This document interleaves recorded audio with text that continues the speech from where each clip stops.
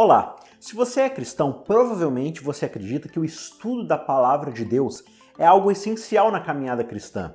Ler, estudar e aplicar corretamente a Bíblia em nossa vida é tão importante para o cristão quanto é para o ser humano respirar e comer. É justamente pensando nisso que a equipe do Cristãos Cansados e do Contra a Cultura resolveu fazer um curso todo especial e completo para ajudar você nessa jornada. Não perca tempo e faça agora mesmo seu pré-cadastro. Ao fazê-lo, você vai receber imediatamente um e-book gratuito já com dicas de como estudar a Bíblia. Acesse queroentenderabiblia.com.br, coloque lá seu nome, seu e-mail, seu WhatsApp e você vai fazer a pré-inscrição para receber todo esse material quando ele estiver pronto. Fique com Deus e até mais. Em 3, 2, 1, gravando. Começando mais um Contra a Cultura, chegando para você diretamente da Rádio Novo Tempo. É sempre uma alegria muito grande ter sua companhia aqui conosco, estudando a Bíblia, buscando entender um pouco mais da Palavra de Deus, especialmente nessa temporada muito legal que se chama Criaturas da Palavra, como interpretar as Escrituras. Nós que somos frutos aí de um Deus Criador que trouxe o mundo à existência pela sua Palavra e também resolveu se revelar a nós e fazer conhecido para nós através de um livro escrito, da sua revelação escrita. E a gente vem discutindo durante essa série, durante essa temporada, sobre parâmetros, ferramentas e perspectivas de como a gente aborda esse texto sagrado, No episódio de hoje, episódio número 213, que na verdade é o episódio de número 10 da nossa temporada, a gente vai falar um pouco sobre a questão histórica, um pouco da arqueologia e tudo mais. E para a gente conversar sobre esse assunto, dois convidados aí que já participaram do programa, embora ainda não juntos, mas agora a gente trouxe os dois aí, primeiramente, diretamente lá de Natal, Jarson Araújo, para a gente falar de história e arqueologia, A gente trouxe um cara de exatas. Vamos colocar ordem aí nessa história para fazer ela ficar exata. E também participando com a gente aí novamente, o pastor Matheus Rocha, lá de Hortolândia. Tudo bom, pastor? Tudo certo. Show de bola. A gente está falando aqui nesse episódio sobre a questão histórica, arqueológica, sobre as evidências que dão suporte a um pouco da narrativa bíblica, de vários achados ao longo da história. A lição vem falando aqui sobre alguns aspectos que trazem relevância narrativa sobre a existência de Davi, de Salomão, Isaías, Ezequiel, vários desses personagens bíblicos que por muito tempo vários historiadores, arqueólogos e tudo mais colocaram à prova a existência deles, será que existe relevância? Vira e mexe, você, quem é da época mais analógica, você passava lá na frente de uma banca de jornal, de uma banca de revista, e tinha lá uma revista super interessante. Descubra aqui que as pragas do Egito, na verdade, elas foram coisas, pequenas, de que Davi, na verdade, era um chefe tribal, e de que esse Jesus, na verdade, era só um... E aí colocava aquela matéria sensacionalista ali na capa da Super Interessante e outras revistas mais, sempre questionando essas questões. E assim, quem acompanha os estudos arqueológicos e tudo mais, vai achar muita evidência para ambos os lados, Às vezes para tentar distorcer o personagem, uma circunstância, um evento, mas também existem várias evidências que vão corroborar muito dessa narrativa, E a lição aqui ela apresenta justamente algumas ideias, você pode conferir aí no nosso guia de estudo, em relação, por exemplo, a Davi e Salomão, como eu disse aqui, que na verdade apontam para um rei, para um monarca ali que teve um império, que teve um reinado relevante ali na história dos judeus e tudo mais. Só que aí a gente não vai entrar tanto nas questões pontuais aqui dessas características, a gente quer discutir um pouco mais de forma abrangente para pensar um pouco sobre essa questão das evidências, da arqueologia e tudo mais, e como isso se relaciona com a nossa fé. Então, Jarson, eu queria começar discutindo um pouco dessa questão. A gente tem evidências que apontam para os dois lados, e é farto esse material. E eu vejo que muitas vezes nós, como cristãos, a gente aborda o texto bíblico e pega essas provas e fala assim, não, agora, graças a Deus, eu posso acreditar na Bíblia porque tem uma prova, tem uma evidência, Então, até que ponto eu relaciono essa questão de um livro que ele me chama para uma relação, para um relacionamento de fé, de acreditar, É toda uma narrativa salvífica, onde eu devo crer naquilo que eu não posso ver, e ao mesmo tempo eu vou e lido com a ciência, com a arqueologia e todas essas evidências, que podem até ser positivas, mas qual é esse balanço, qual é esse equilíbrio que eu devo ter na hora de abordar e conciliar essas duas coisas? Eu acredito que quando a gente olha para a relação entre a Bíblia e a história, a gente vê que Deus é um Deus que age na história. Então, se ele agiu na história, como nós acreditamos, isso deixou marcas de alguma forma. Claro, você não vai encontrar a escrita da mão de Deus lá na parede de Belsazar, de Daniel, você não vai encontrar um registro direto que prove que Deus estava lá. Mas nós temos evidências da história que acabam corroborando para o que nós encontramos no texto bíblico. Alguns atos do que Jesus fez corrobora com o cenário histórico da época, do modo como ele é descrito pelos historiadores, ou o caso dos reis do Antigo Testamento. Só que a gente não precisa dessas evidências para acreditar que isso foi verdadeiro. Se nós acreditamos que a Bíblia é a palavra de Deus e ela chegou até nós de um modo verdadeiro, Deus preservou o registro fiel da história para nós, no fundo, nós não precisamos dessas evidências históricas para acreditar que foram verdadeiros. Veja, não quer dizer que não seja relevante, né? Claro que é relevante. Às vezes, alguém que não acredita, alguém que nunca tocou na Bíblia, que não tem fé, você pode ajudar essa pessoa a acreditar mostrando essas evidências para ela. Olha, você está em dúvidas, você não sabe se acredita ou se não acredita. Então veja aqui que pelo menos algumas evidências positivas a gente tem. Então você tem algumas razões para acreditar. Claro, tem razões contra também. No debate, frequentemente você vai encontrar os dois lados. Mas é importante que tenha razões positivas para você mostrar para outra pessoa. Só que a crença de ninguém depende dessas evidências. Porque se você parar para pensar, né, aquele irmãozinho lá do interior, aquela senhorinha mais humilde, tem fé verdadeira em Jesus, é fiel, fervorosa, nunca teve acesso a essas evidências, mas crê de verdade. Será que a fé dela é ilegítima por causa disso? Porque ela não conhece as evidências históricas da monarquia dividida, da monarquia unificada, do período dos reis, do período de crônicas. A fé não se fundamenta nessas coisas. As evidências ajudam, mas não são o essencial para a fé. Bacana. Ô, Pastor Mateus, quando a gente olha, né, esse Jesus histórico, essas evidências que vão ali apontar várias questões, né? Antes da gente entrar nessa discussão, tem uma reflexão também que a gente deve fazer dentro do próprio texto bíblico, eu acho, né? Porque você vê ali vários dos líderes religiosos, dos escritos, dos estudiosos das escrituras, pessoas que leram todos os escritos, né? Que era a grande evidência que eles tinham ali dentro da cultura dele, os rolos dos profetas, que eles tanto prezavam, até, em certo modo, entre aspas aqui, santificavam, né? Os caras reviravam as escrituras de cima e embaixo. E quando Jesus chega, além de toda essa evidência histórica da parte deles ali, Jesus também derrama sinais e provas para eles ali para mostrar que ele era o Messias, né? Até o ponto de que os caras começam, não, que sinal que o Senhor dá, que o Senhor é o Messias e tudo mais.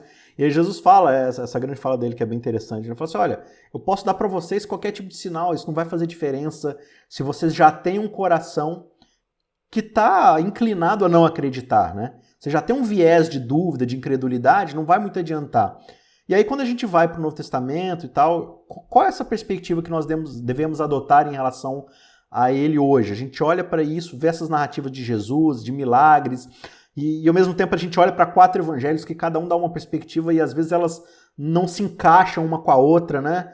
Dentro dessa perspectiva de fé, e ao mesmo tempo tendo essas narrativas, como é que a gente encaixa isso dentro da nossa perspectiva cristã e dentro do nosso dia a dia de forma mais aplicada, né? Isaac, quando eu pego lá o Evangelho de Lucas, o que eu me proponho a interpretar? O texto de Lucas, não é verdade? Uhum. Para a compreensão do Evangelho de Lucas, eu devo levar em conta o que o autor me coloca como real. Quando eu tento interpretar a obra com um viés diferente disso, eu deixo de interpretar o texto bíblico como que ele é em primeira instância, que é a literatura.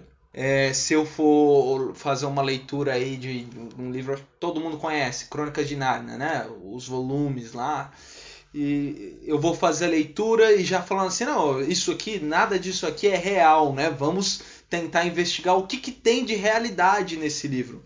Não vai ter sentido essa análise. Ainda que seja claramente uma literatura ficcional, né? Eu preciso ler todo o livro, entendendo aquilo que o autor quer mostrar. Aquilo que o texto está me mostrando. Né? O texto, ele é a realidade a qual eu tenho que interpretar ali, naquele momento. É ele que está se mostrando a mim. Quando a gente fala dessa questão do Jesus e Jesus histórico, né? A busca por uma história verdadeira de Jesus. Primeiramente, eu enxergo o ser humano de maneira simplista. Assim como ler um manuscrito de 1000 anos atrás, para mim é difícil chegar à compreensão da pessoa que escreveu, também é difícil compreender o vizinho que mora do meu lado. Porque o ser humano ele é dotado de uma complexidade gigantesca. E é tentar objetivar o próprio Jesus, agora que não é nem qualquer ser humano. Ainda que eu só o entenda como ser humano qualquer, ele é um ser humano que modificou a história humana. Isso é óbvio para todo mundo. E tentar enquadrá-lo numa leitura simplista de um homem qualquer, eu já estou cometendo a maior falha nisso. O ser humano é complexo, eu não consigo analisar nem Isaac, nem Jarson completamente, que vocês vivem no mesmo período que eu, no mesmo país. O mistério, a dúvida é pertinente para cada ser humano, na relação de cada ser humano, interpretação de qualquer texto. Agora, quanto mais eu não devo ter de humildade em relação ao texto considerado como inspirado por alguns, que modificou vidas ao longo da história, ou o ser como Cristo, que modificou o rumo de tanta gente, de tanta coisa. Primeiramente, eu acho que é um passo de humildade. Reconhecer que eu não consigo explicá-lo. Quando a gente vai para os evangelhos, a gente pega essas 4 perspectivas diferentes, a gente entende estudando um pouco, né? Você vê ele nos próprios prefácios, né? João, ele fala mais pro final, mas ele fala, essas coisas eu escrevi e relatei para que vocês creiam, né? O meu objetivo é que vocês creiam no que eu estou relatando. Lucas, ele está tentando fazer um relato ali pro seu amigo Teófilo, né? Mateus, ele está falando ali para um público mais nacionalista e tudo mais. Então, eles vão montar esses evangelhos e a forma como eles vão ser estruturados, muitas vezes, dentro dessa narrativa, para mostrar seus pontos de vista e seus objetivos, né? Dentro da lição que eles querem passar, dos princípios que eles querem passar. E, às vezes, isso não vai bater tanto com, né, como a gente está falando aqui, com a arqueologia, com a historicidade e tudo mais. Então, assim, para eu poder entender quem é Jesus, eu preciso separar, então, quem é o Jesus histórico, real, de verdade, que aconteceu na história, e ter uma outra perspectiva dessa coisa mais espiritual, né, mais sobrenatural. Eu preciso fazer essa separação para entender quem é Jesus de fato, certo? Essa é a tese dos críticos. O que é que eles nos dizem? Eles dizem que, por a gente não poder chegar na pessoa de Jesus por um viés de fé, porque isso seria assumir a fé previamente, então o que é que eles fazem? Eles rejeitam a fé previamente. Eles dizem, vamos tentar entender Jesus apenas do ponto de vista da história. Aí tem uma organização chamada Jesus Seminar, o Seminário de Jesus, que não é a favor de Jesus, apesar do nome ser Seminário de Jesus. O Seminário de Jesus busca rastrear nas fontes antigas, incluindo os evangelhos, o que realmente Jesus disse e o que a igreja falou que Jesus disse. Então eles fazem essa separação. O que a igreja falou que Jesus disse é coisa da fé. Jesus não afirmou terminantemente que ele era o Filho de Deus, Jesus nunca afirmou que ele era Deus, Jesus nunca fez certos tipos de afirmação. Isso é o Jesus da fé. Mas a gente pode encontrar ali, eles dizem, um Jesus da história. É um indivíduo, um galileu que viveu ali realmente no 1º século, acabou juntando consigo um grupo de 12 discípulos, fez a pregação principal. Tanto crentes como não crentes admitem que a principal temática da pregação de Jesus era o reino de Deus. Então, o que os críticos dizem o Jesus da história foi um ser humano comum, viveu na Palestina no 1º século, com pessoas comuns, mas não era nada mais do que isso. Pregou, arrebanhou muita gente, mas o Jesus da história, que aparece para nós quando a gente investiga só com critérios históricos, é esse. Só que aí tem um problema, né? Porque o que é que eles chamam de critério histórico? Para eles, os critérios históricos são critérios eminentemente céticos, que rejeitam a priori a existência de Deus, rejeitam a priori milagres, rejeitam qualquer coisa que você precise de fé para acreditar. Eles já vão para o texto com essa ideia. Não, se fala de milagre, não é verdadeiro. Então, todos os relatos de milagre foi uma invenção da igreja. Jesus da história nunca fez isso. Se fala que é filho de Deus, que tem uma relação única com Deus, não foi exatamente o Jesus da história que disse isso, foi a igreja que inventou. E essa é uma leitura completamente problemática, porque a pessoa já parte do ponto de vista de que a fé é falsa. Será que eu posso... É uma leitura realmente honesta desse texto, quando eu leio ele desse jeito? Tem uma escritora, Etta Linnemann, ela era alemã, e ela faz uma crítica a essa leitura. Nesse livro, A Crítica Histórica da Bíblia, ela mostra como a academia já está contaminada por esse pensamento, desde o iluminismo. Ou seja, os caras já vão para o texto com a intenção de falsificá-lo. Eles pegam ali, tem uma divergência entre Mateus e Marcos, então significa que a história é falsa. O que é uma conclusão absurda, né? Só porque duas pessoas contam histórias com detalhes diferentes, no máximo, o que você pode concluir é que uma delas está errada e a outra certa. Você não pode concluir automaticamente que as duas estão erradas e nem que é impossível achar um ponto de compatibilidade entre as duas. Ou seja, se eu leio Lucas e ele relata o que Jesus fez de um jeito e Marcos relata de um outro jeito, não quer dizer que os dois estejam errados, né? São só, como você disse aí, você relatou sobre 4 evangelhos diferentes, são só perspectivas diferentes do mesmo evento. E no fim das contas é pouquíssima diferença, né? Que diferença faz se o manto de Jesus, lá perto do momento em que ele estava sendo crucificado, que diferença faz se o manto era púrpura ou se era vermelho? O fato é que tinha um manto ali. Qual era a cor dele? Eu tenho uma perspectiva de coloração. Isaac tem uma perspectiva de coloração, Mateus tem outra. Cada um descreveu do seu ponto de vista. Ah, mas em Jericó diz que Jesus curou 2 cegos, e no outro evangelho diz que ele curou só um, dá até nome para ele. É uma contradição de verdade? Dizer que eu curei um cego e dizer que eu curei 2 cegos? Pode ser que um dos narradores tenha apenas omitido o outro cego. Não que ele nunca tenha existido. São essas picuinhas, por assim dizer, que a academia às vezes acaba trazendo, não tirando a importância do debate, claro, tem a sua importância, mas os críticos são muitas vezes melindrosos, né? Tem uns critérios bem cheios de picuinhas, cheios de besteiras lá dentro, que já levam um ponto de vista enviesado quando vai analisar o texto bíblico. É um problema para nós, se a gente partir do mesmo ponto de vista que eles. Talvez um dos maiores nomes dos estudos em história e filósofo também foi o David Hume. Ele fez sobre essa questão de acreditar ou não acreditar. Ele conta que um colonizador britânico lá em algum país da África, ele, em um determinado momento chegou junto com um chefe tribal, assim, os dois juntos olharam um lago bem grande. E diz que o colonizador virou para o chefe da tribo e falou assim: olha, esse lago é muito grande, bonito, né? Mas vou te falar uma coisa, lá na minha terra, lagos desse tamanho, em determinados momentos do ano, se tornam totalmente sólidos, ao ponto de que um dos seus elefantes poderia passar por cima e atravessar, caminhando tranquilamente. O chefe da tribo falou em alto bom som: eu duvido, é mentira. Primeiramente, o inglês britânico em terra estrangeira tinha o costume de mentir para conseguir as coisas. Isso é uma primeira instância, né? A tentativa dele em colonizar, em se apropriar dos bens da outra cultura, né? Então, primeiramente é mentira, porque esse cara já tem costume de ser mentiroso. E ele me conta algo que na minha realidade é impossível de acontecer. Para ele, ali no ambiente que ele vive, na região que ele vive, isso é impossível, é irreal.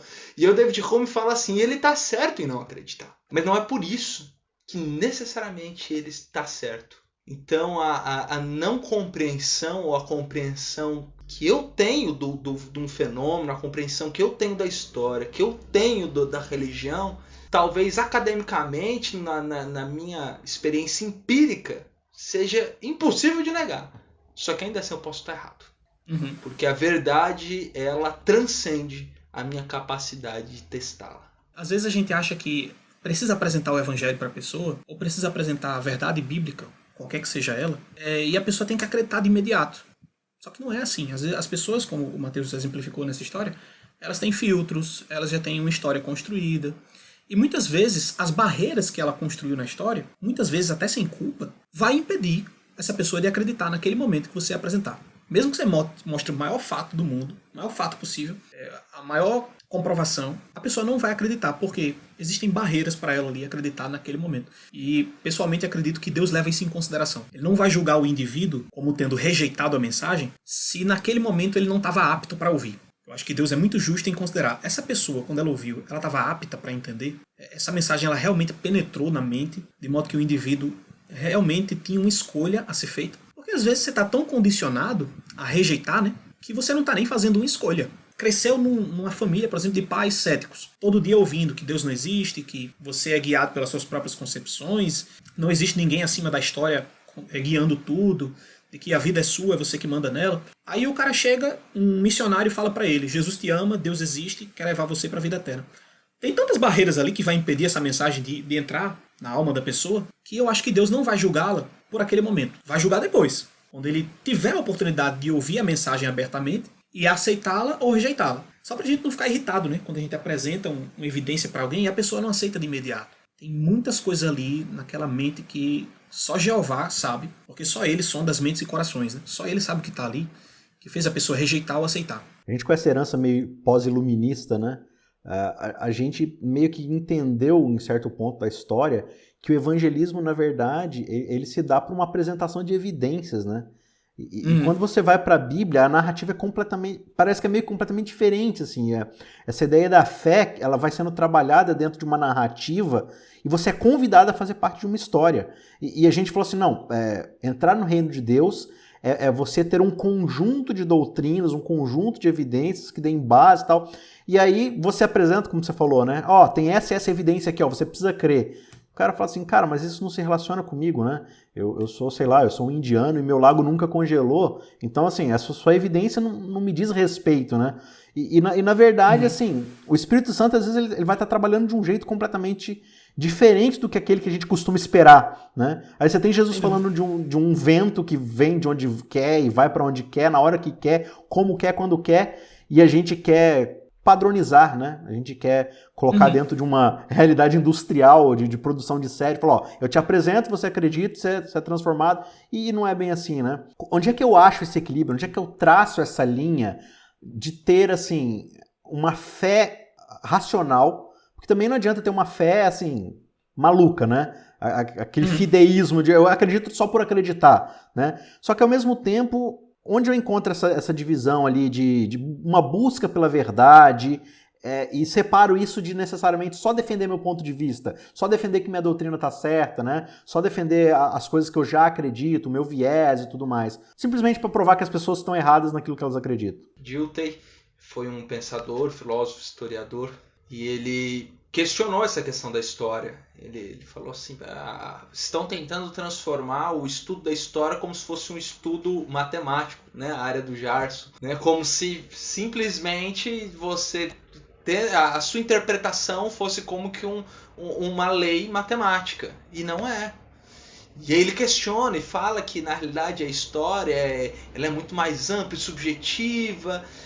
Mas aí chega um cara, anos depois, Paul Ricoeur, um filósofo envolvido muito com a teologia, importantíssimo hoje para as construções, né, nessa área da academia. E ele fala o seguinte, olha, realmente a história, a verdade, a religião não pode ser apreendida de maneira objetiva, né, positivista, né, uma coisa assim como com cálculo matemático. No entanto, nem por isso eu devo deixar de explicá-la. E aí ele faz a distinção entre dois aspectos do conhecimento humano. A explicação, que é aquilo que eu consigo colocar em palavras e como que descrever para você, e a compreensão, que é algo que muitas vezes eu não consigo colocar em palavras, que é um conhecimento muito mais profundo e amplo do todo. E ele fala assim, quanto mais você se propõe a explicar, mais você também compreende. Então, de fato eu não consigo ter uma compreensão exata da história, mas nem por isso eu devo deixar de estudá-la. E quanto mais eu mais busco essa explicação da história, busco a explicação do texto bíblico, eu também tenho uma compreensão maior da minha experiência religiosa, minha experiência com Deus, né? As duas coisas não devem ser desassociadas. Quando a gente fala de conhecimento, tem a definição clássica de conhecimento, né? Quem gosta de filosofia vai lembrar dessa definição clássica, que é crença verdadeira justificada. Essas 3 palavrinhas. Conhecimento, você saber de alguma coisa. Como é que eu sei de algo? Quando essa coisa é uma crença, ela é verdadeira e ela é justificada. Você tem uma justificativa para ter essa crença e que ao mesmo tempo ela é verdadeira. Então, existe uma ponte, um abismo enorme entre explicar algo e crer em algo. Eu posso muito bem saber, crer de maneira verdadeira e justificada, que eu sou salvo por Jesus Cristo, crer nas grandes verdades da fé cristã, como Alvin Plantinga coloca. Alvin Plantinga é um filósofo também. E ele faz essa diferença. Ele diz, você pode saber que Deus existe, que Jesus Cristo morreu por você. Você pode saber de várias coisas por um motivo. O testemunho interno do Espírito Santo no seu coração. Essa é uma crença que não precisa de uma evidência externa. Aquele caso que eu falei no início, né? Aquela irmãzinha lá do interior. Como é que ela sabe que Deus existe? Porque existe uma coisa lá no coração dela que Deus colocou chamada testemunho interno do Espírito Santo. Paulo fala isso lá em Romanos 8, né? Ele diz que o Espírito clama em nosso coração. Ele nos dá o direito de chamar a Deus de Pai. Nós reconhecemos que somos filhos de Deus por causa desse testemunho do Espírito dentro do nosso coração. Agora, Sabendo disso, sabendo que Deus existe, que Ele me ama, que eu fui salvo por Ele, eu preciso necessariamente saber como explicar isso para outra pessoa? Não, não são duas coisas perfeitamente equivalentes. Você pode crer, pode saber disso como verdadeiro, mas sem saber exatamente como explicar isso, ou como dar uma base, como dar uma evidência para uma outra pessoa. Obviamente, isso não significa que a evidência ou o estudo sejam coisas desprezíveis. Pelo contrário, muitas vezes alguém vai ser levado à crença por causa de uma evidência que você apresentou, por causa de um achado arqueológico que você mostrou, ou por causa de algo da narrativa bíblica, onde na cabeça da pessoa era incoerente, e você mostrou que tinha coerência. Inclusive, é até uma bênção que as escrituras dão para quem faz esse tipo de trabalho. Lá na carta de Judas, ele fala que é uma bênção de Deus salvar os que estão na dúvida.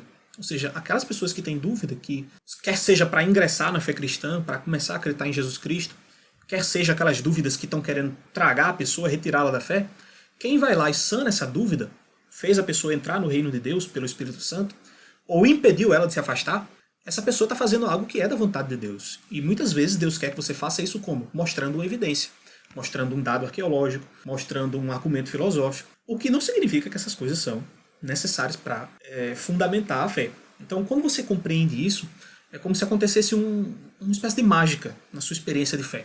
Você percebe o seguinte: poxa, pode vir o que vier de evidência contrária, mas eu posso ter certeza que minha fé é verdadeira, por causa do testemunho interno do Espírito. Pode aparecer um achado arqueológico mostrando que Davi nunca existiu, pode aparecer um manuscrito do século I dizendo que Jesus era um farsante. Eu não preciso dessas evidências, quer a favor, quer contra, para saber que minha fé é real.